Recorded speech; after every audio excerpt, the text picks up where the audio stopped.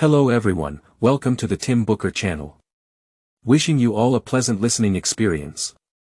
Today, the book I'll be interpreting for you is Writing to Persuade. This book is a guide on how to argue, persuade, and consequently write compelling articles that resonate with readers. In this current, post-truth era, where each individual is more self-centric, selectively absorbing information, and sometimes outright rejecting views contradictory to their own, communication and persuasion have become increasingly challenging. Faced with this context, it's essential to reassess the art of persuasion, relearn how to enter the minds of others, find common ground, points of connection, and utilize new techniques and strategies to achieve persuasion. Today, persuasion isn't solely about presenting logic and facts. It leans more toward establishing trust, emotional resonance, and genuine communication, a significant essence encapsulated within this book. The author of this book is Trish Hall, the former head of the op-ed department at the renowned media outlet, The New York Times, with over 30 years of experience in the media industry, crafting numerous articles that caused significant impact. Hall, having handled editorial pieces that prioritize argumentation and persuasion, has amassed substantial insights. In the book's preface, Hall expresses, "I aim, through this book, to share my experiences in writing and editing, to assist you in expressing your viewpoints persuasively.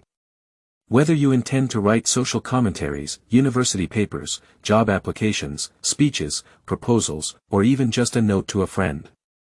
Within this book, Hall introduces various research and theories on persuasion, intertwining them with real-life examples from her own work to demonstrate the artistry of persuasion.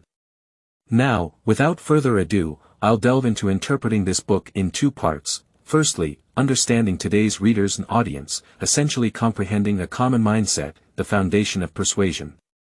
Secondly, exploring specific writing techniques, what it takes to craft a persuasive and impactful article. Let's begin with the first part. Understanding the reader is crucial, and the first step in understanding them lies in listening. As the author states in the book, if you want others to listen to you, the first thing to do is listen to them. We all acknowledge how vital listening is. Countless people and books emphasize this point in our lives. However, most of us still struggle with it. Often, we appear to listen but are merely attempting to integrate, searching for an entry point to express ourselves. We frequently interrupt before others finish speaking, presuming we know what they'll say next. The author outlines guidelines for listening in the book, mostly things we already know but often forget, for instance, refraining from interrupting mid-sentence, avoiding sudden topic changes, refraining from hastily giving advice, and not shaking your head when someone expresses negativity. Additionally, when communicating with others, it's crucial not to glance at your phone or let your mind wander but to carefully consider their words, responding appropriately to encourage them to continue. Furthermore, the author emphasizes that in listening, asking questions is as important as listening itself. Using questions makes the other person feel heard. A 2017 study by Harvard University researchers confirmed a strong connection between questioning ability and being likable. Those who pose more questions in a conversation are more likely to be appreciated, especially those who show they are genuinely listening. But how does one ask questions effectively? The author shares experiences from earlier years when conducting real estate interviews. She aimed for casual conversations akin to chatting with friends, allowing the interviewees to candidly share their experiences. Yet, achieving this casual atmosphere required preparation.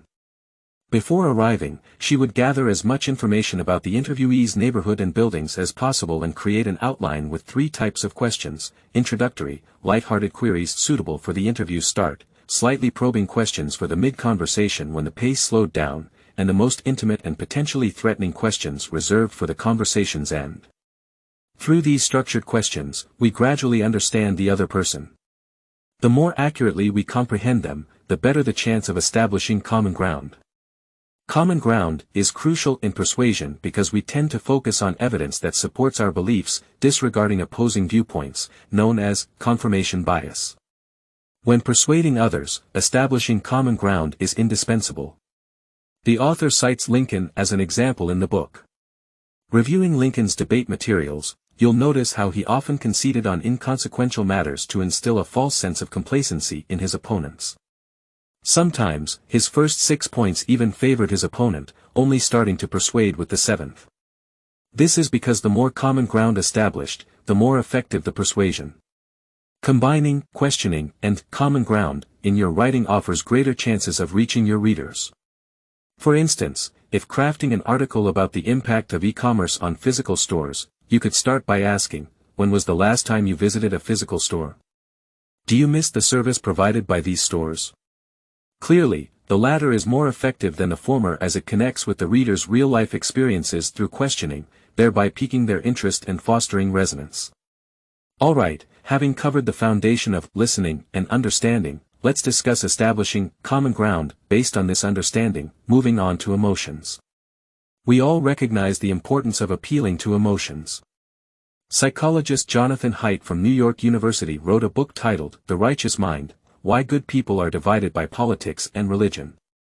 Through experiments, he found that emotions play a significant role in our belief choices. We don't choose what to believe after careful reasoning. Instead, our emotions often dictate our beliefs, and only afterward do we seek evidence to support what we already believe. Therefore, the focus of persuasion might not solely lie in logic but in successfully evoking emotions in the other person. However, emotions vary widely. So, where do we start? The author emphasizes our innate inclination towards positive emotions. Various persuasion studies corroborate this. For instance, charities emphasizing happy endings gather more funds than those highlighting the severity of a crisis. Similarly, advertisements emphasizing life-changing aspects of exercise are more effective than those focusing on the urgency of physical activity.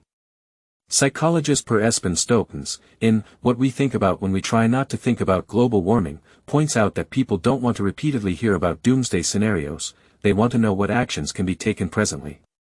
This implies that, most of the time, to achieve persuasion, one must set aside depressing or sad portrayals and speak more positively, making it easier for the other person to accept the information. Of course, positivity is a general direction. As mentioned earlier, human emotions are complex. On the same issue, emotional experiences can vastly differ.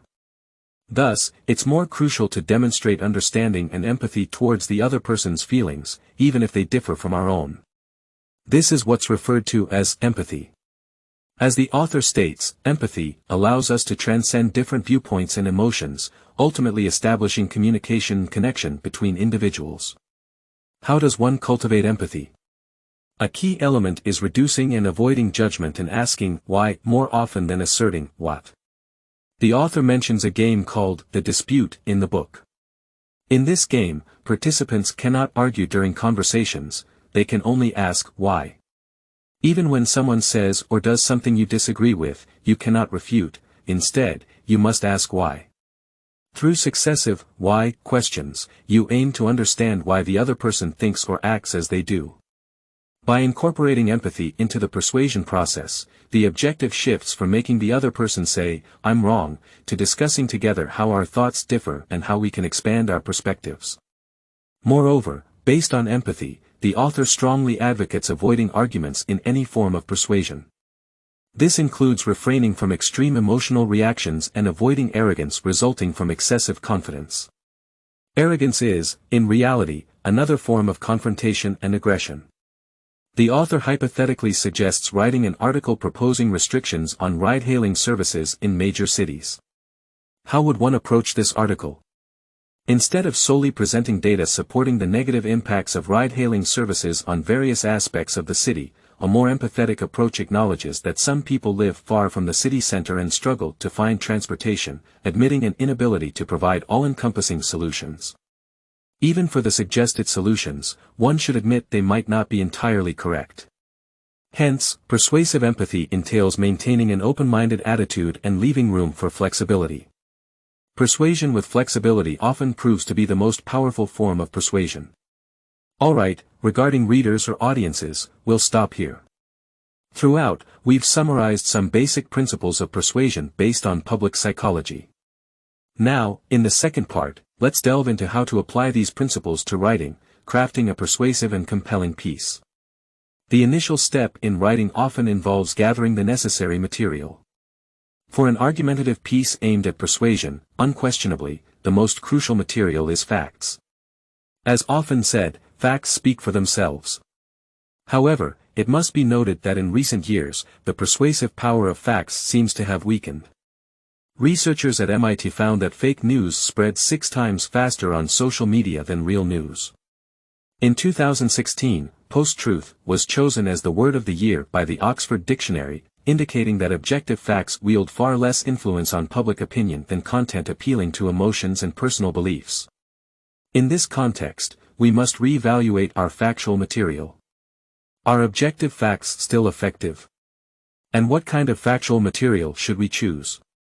Author Trish Hall reflects in her book on the changing perspectives on facts in her career. Growing up as a journalist in the 70s, the news industry greatly emphasized the importance of facts. Journalists and editors risked dismissal for too many factual errors. Such an upbringing made journalists exceptionally sensitive and cautious about facts. However, with the rise of digital media, media outlets needed to continuously and rapidly release information, leading to an inevitable increase in factual errors.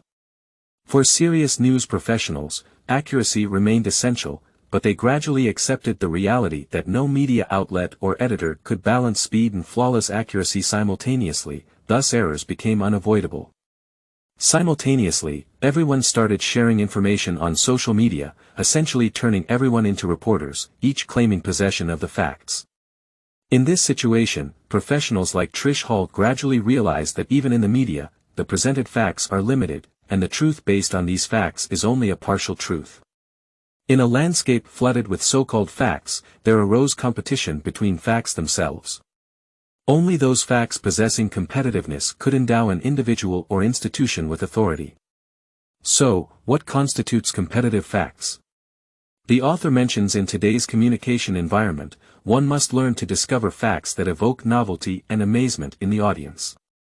Trish Hall mentioned the discussions at her workplace, the New York Times, where they would hold briefings on various news daily. However, once a week, they'd dedicate an hour to discuss creatively using facts. For instance, in writing an article on garbage recycling, the typical approach of collecting real-life instances and data showcasing the pros and cons of recycling wouldn't suffice in today's context. Such content easily gets overlooked in a continuously refreshing information flow. Instead, they had to find facts that were more interesting, more captivating, and effectively conveyed the viewpoint. During one such discussion, a colleague shared an incident from their life about washing a peanut butter jar for recycling, spending 5 minutes and all the hot water available. Is this action more beneficial or detrimental? This fact was evidently more engaging. Hall suggested using this as a starting point to write an article on recycling, which later became highly popular, becoming one of their most significant reports. Hall states in the book that competitive facts aren't necessarily sensational, instead, they might stem from a mundane event in one's life. Yet, because of personal experience and unique observation, they possess the power to captivate.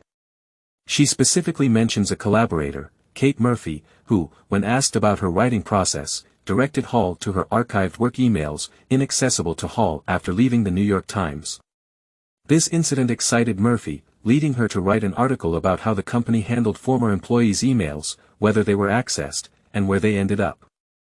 Hall believed Murphy had a knack for spotting overlooked facts, forming viewpoints that were novel, powerful, relatable, and she possessed a rare skill much needed in today's communication environment. However intriguing it may be, we should not forsake the authenticity of facts. A genuine fact today might not immediately bolster your persuasion, but it ensures your credibility, gradually accumulating persuasive power. In the author's words, facts still hold sway, albeit possibly requiring some time.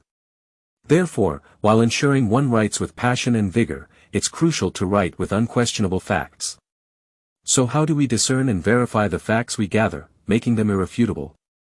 Hall provides methods in her book. First, focus on more professional, trustworthy information platforms, such as reports from renowned research institutions, instead of merely browsing front-page information. Second, when finding relevant reports or studies, thoroughly read the entire report, not just the conclusions. Interviews with authors could also clarify any potential misunderstandings. Furthermore, for critical facts, seek multiple sources and cross-verify. Only when multiple sources confirm a fact's accuracy should it be used. After accumulating enough novel and authentic factual material, we need to consider structure, how to weave these materials together. The author straightforwardly mentions in the book that we must learn to tell stories, using them to connect materials and convey viewpoints. The value of stories is self-evident. Throughout history, stories have been an effective means to preserve and share information. Neuroscience research reveals that when narrating a captivating story, the brainwave activity of storyteller and listener synchronizes. This signifies the highest level of persuasion, making the audience think as you do. But how do we tell stories? I recommend some storytelling books, such as Story Thinking, The Story Course, Storynomics, and The Storytelling Edge. These books cover various storytelling methods. However, in the book we are discussing, the author attempts to return to basics, reminding us what a story truly is. In a nutshell, a story narrates events happening to someone. This sentence hints at two elements of a story, a protagonist and events happening to them. Only when these two are present can it be termed a story. A good story continually anticipates what difficulties the protagonist will encounter, how they'll resolve these issues, and the changes they'll undergo afterward. Furthermore, what incidents create such anticipation? Primarily, those extremely challenging situations where even we ourselves don't know how to resolve them. It's the uncertainty that makes us want to see how the characters in the story will tackle it and what they'll gain after resolving it. Therefore, to tell a good story, 3 key points are essential: finding a character, setting a series of challenging events for them, and narrating how the character resolves these events. These 3 points have been fundamental to storytelling throughout history. We can attempt to use this principle to weave our factual material. For instance, considering the topic of garbage recycling, we previously mentioned using the incident of washing a plastic bottle as a starting point. So, what kind of story can we tell around this incident? Firstly, we need a protagonist, the person attempting to clean the peanut butter jar. Then, we create a series of challenges. They find that peanut butter isn't easy to clean, and after a thorough wash, they realize they've used up all the hot water. This sequence raises doubts: are the benefits greater than the disadvantages, or vice versa? Next, they must attempt to resolve this doubt by asking neighbors if they've had similar experiences, and consulting experts in the recycling field to aid in solving the dilemma. Finally, they arrive at an answer that essentially conveys the viewpoint to the readers. Consequently, what initially leaned toward an explanatory or argumentative article becomes a story of inquiry, progressively conveying viewpoints and feelings to the readers throughout the storytelling process. Alright, we've covered materials and structure. Finally, let's discuss sentence construction. How should a persuasive article be worded and structured? The primary principle is to avoid long sentences and favor shorter ones. Often, we write lengthy and complex sentences either because we haven't grasped what we want to express or because we believe a complex, long sentence showcases intelligence. Nowadays, readers' attention spans are increasingly scattered, long sentences are hard to follow. Therefore, we must learn to write concise sentences.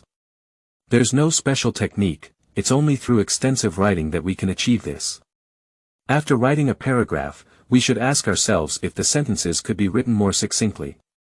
Furthermore, we need to learn to be specific, and specificity hinges on details. Sometimes, a correct detail can quickly immerse your readers in what you're writing. The author mentioned in the book that when she started, editors often asked for more color in her submissions.